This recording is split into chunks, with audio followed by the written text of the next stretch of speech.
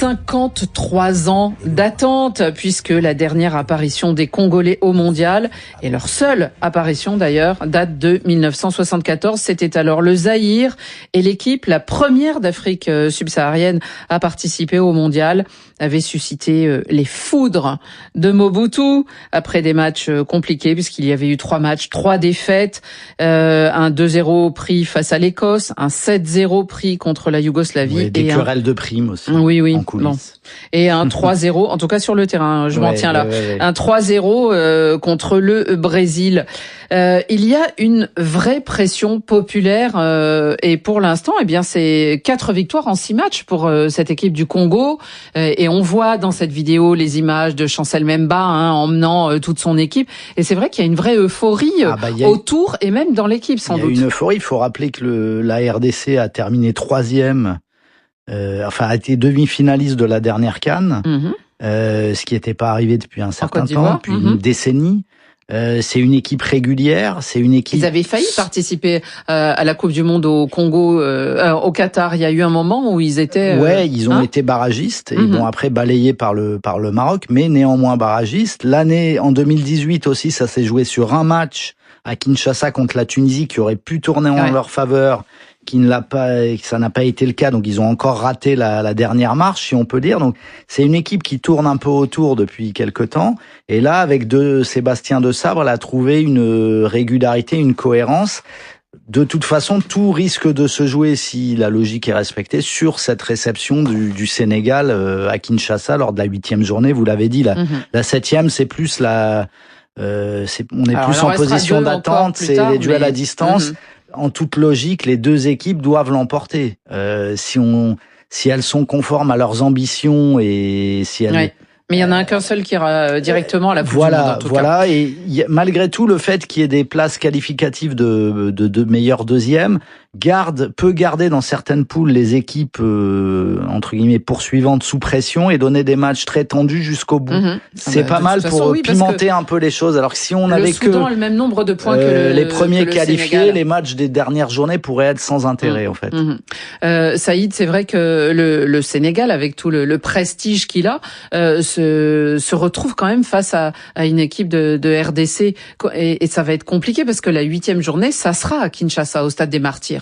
Et au Stade des Martyrs, c'est extrêmement difficile. Tout à l'heure, Patrick parlait du Maroc qui a balayé le Congo sur le barrage, mais à domicile pour le Congo, le Maroc avait eu beaucoup de difficultés. Ils avaient fait match nul au match aller. C'est au Maroc que le Maroc avait gagné 4-1 et avait réussi à décrocher sa qualification mondiale. Donc jouer chez eux dans un stade qui est énorme. Moi, je me souviens justement contre le Maroc, les supporters mettent une pression énorme. C'est-à-dire que même pendant l'échauffement, les jours d'avant, ils viennent pour te déstabiliser, te faire comprendre que tu es en terrain hostile, etc. Et moi, je trouve que les Léopards, c'est un peuple qui mérite d'aller en Coupe du Monde. Il y a tellement de bons joueurs qu'on a vus dans cette sélection de RDC. Ils ont de très bons joueurs et surtout énormément de binationaux qui ne choisissent pas tout à fait à chaque fois le Congo, mais ça commence à changer à Wan-Bissaka notamment. La grande époque de Florent Ibenge quand même, qui a été un sélectionneur qui a mené à chaque fois ses équipes assez loin dans la compétition de la CAN. Bien sûr. Et tout à l'heure, Patrick parlait du sélectionneur.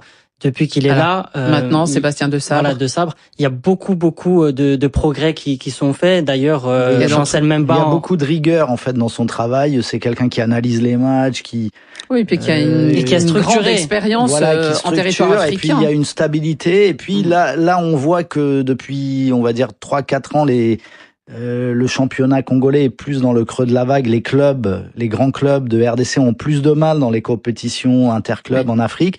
Mais parce que le championnat a beaucoup de mal. Le balancier est repassé repassé plutôt du côté des binationaux et Desabre l'a bien fait en faisant venir des joueurs qui auraient pu choisir peut-être la Belgique ou d'autres pays. Étienne, c'est vrai que le Zaïre, alors on s'en souvient tristement parce que c'était 74, parce qu'après les joueurs avaient été punis. Enfin, il y avait. Moi, je m'en souviens avec joie parce que j'étais J'étais enfant et c'était... Le maillot était magnifique. Avec le léopard sur fond vert, là. Voilà. C'était déjà les léopards. On était évidemment pas habitués aux équipes africaines en Coupe du Monde et c'était un parcours absolument incroyable, qui procurait beaucoup de joie. Quelle était la question? Celle du Zaïre en 74? Bah oui, justement. Non, mais ça serait surtout, on le sent dans les messages, on le sent dans l'attente, de cette population. Ça serait une belle récompense. C'est un grand pays de foot. Par rapport au travail qui est fourni ces derniers temps. Alors justement, en face, il y a les Sénégalais qui devront, eux, l'emporter face au Soudan, qui a le même nombre de points. Les Lions de la Teranga sont emmenés par leur capitaine, Sadio Mané. Il est de retour et ils doivent renouer avec la victoire parce que ils ont 3 nuls sur 6 rencontres et c'est ce qui leur manque aussi sans doute au nombre de points. Un petit nouveau sera dans cette sélection. Il a été appelé en tout cas le défenseur Moustapha Mbo du Paris FC qui joue désormais en Ligue 1. Il fera à 25 ans ses premiers pas sous les couleurs nationales. Pour moi, c'est très important pour ma famille. D'abord parce que j'ai 2 frères qui jouaient au foot et les 2, ils n'ont pas réussi à jouer en équipe nationale. Et moi, je suis là aujourd'hui. Et je pense que c'est une fierté pour eux tous parce que c'est grâce à eux aujourd'hui que je suis là. Parce que c'est eux qui m'ont poussé à aller vers l'avant. C'est eux qui parlaient avec moi tous les jours pour que je sois là aujourd'hui, en tout cas. Comme je dis tout le temps, je suis pas là pour la concurrence et tout. Je suis là pour apprendre des autres. Parce que, comme je dis, ils ont joué à des niveaux où je suis pas encore arrivé là-bas. Donc, je suis là pour apprendre, pour écouter aussi. Et comme je dis, je suis prêt déjà. Si on me donne ma chance, je vais la saisir. Une première sélection, Étienne Moati, que ce soit avec le Sénégal, avec la France, avec n'importe quelle sélection, c'est toujours un moment qui peut ouvrir un avenir différent pour un joueur. Oui, on dit souvent que c'est absolument déterminant et que c'est vrai qu'il y a pas mal d'histoires de joueurs qui sont venus une fois, qui se sont complètement ratés et qu'on n'a jamais plus vu en sélection française ou dans d'autres sélections. Et puis, on a parfois des sélectionneurs intelligents. C'est le cas, par exemple, de Deschamps avec Dayo Upamecano, qui est venu en équipe de France, qui a fait un démarrage catastrophique, mais catastrophique. Et puis, il y avait la confiance du staff. Ils savaient que c'était pas son vrai niveau. Ils lui ont maintenu leur confiance. Et on voit qu'aujourd'hui, c'est le taulier de la défense de l'équipe de France. Alors, cette recrue, peut-être qu'elle jouera pas, évidemment, les premiers matchs. On a vu que Pape Thiaw avait appelé encore Kalidou Koulibaly, ça veut dire que il faut inusable et toujours appelable. En tout cas, c'est vrai qu'il y a un peu de sang neuf et on se demande si cette sélection des Lions champions d'Afrique en 2021, c'est la continuité ou la transition ou déjà l'avenir. Je pense qu'on est dans une phase de transition parce qu'il a rappelé plusieurs anciens. Sadio Mané n'était pas là en juin. Il revient. Il y a toujours aussi Idrissa Gueye. On a parlé de Koulibaly. Donc il y a toujours des cadres qui sont présents et qui sont, je pense, nécessaires pour encadrer la jeunesse. Mais la pression, elle est énorme autour du sélectionneur Thiaw parce que il a eu son parcours en tant que joueur. Il faisait partie de l'épopée en 2002. Donc c'est un joueur très respecté déjà par les joueurs et par le public. Mais c'est très difficile de prendre la suite. Aliou Cissé qui a passé 9 ans à la tête de la sélection, qui a réussi à ramener la sélection au mondial, qui a ramené un trophée, le tout premier de l'histoire du Sénégal.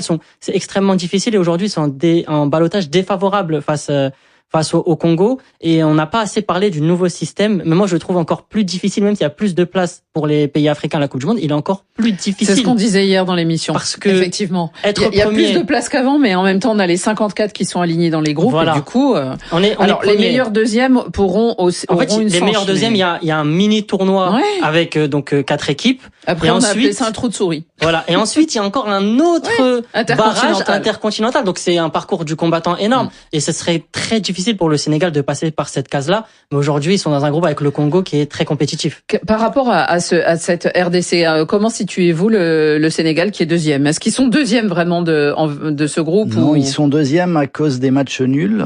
Mais globalement, le Sénégal est une équipe qui a toujours d'excellents résultats. Ils sont sur une série de 22 matchs sans défaite. Sans défaite, ouais. Mais ils sont deuxième. À cause de ces nuls qui leur font perdre à chaque fois 2 points sur les 3 possibles, ils sont deuxième. Ils ont battu, rappelons-le, ça n'était qu'un match amical, mais c'est quand même contre un adversaire de très haut niveau. Ils ont battu l'Angleterre en Angleterre 3-1 au mois de juin. Donc c'est quand même du sérieux. Et puis il y a quand même des jeunes talents de très haut niveau dans cette équipe. Et je pense notamment à Lamine Camara et Pape Matar Sarr au milieu de terrain. Je pense que beaucoup de sélections africaines aimeraient bien les avoir, ces deux-là. Patrick.